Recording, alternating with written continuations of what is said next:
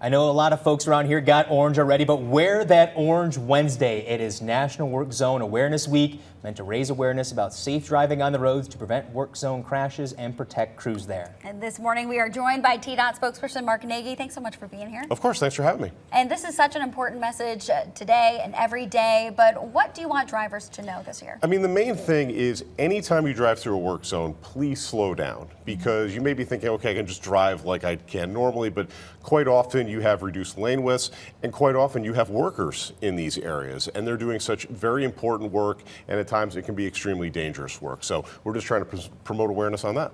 And, you know, when you look at 640, if people are driving in that area, they will see all the barrels out there once again this year. Why don't you talk about that? Sure. So I-640 in Knox County, very close to the Western Avenue exit on the eastbound side. We have 113 orange barrels set up there as a memorial for the 113 TDOT employees who've died in the line of duty since those records began being kept in the late 1940s. And obviously that is 113 TDOT employees too many.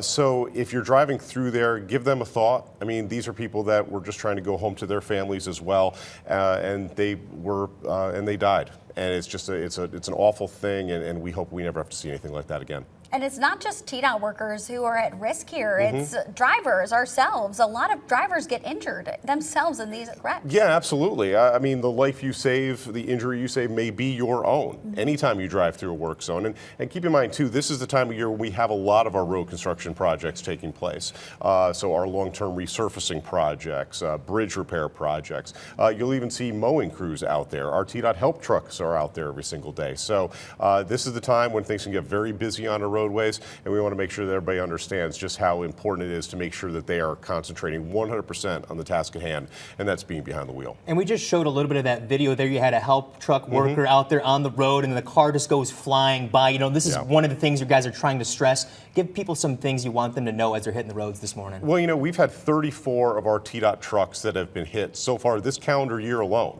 That's not only help trucks that are in that situation, but our attenuator trucks, trucks that are trying to protect our workers who are patching potholes, things like that. So I think sometimes when you're driving, you can think, okay, I can just look down at my phone for a second or two. It's not that big of a deal, but it is a very big deal, especially when you're going 50, 60, 70 miles an hour.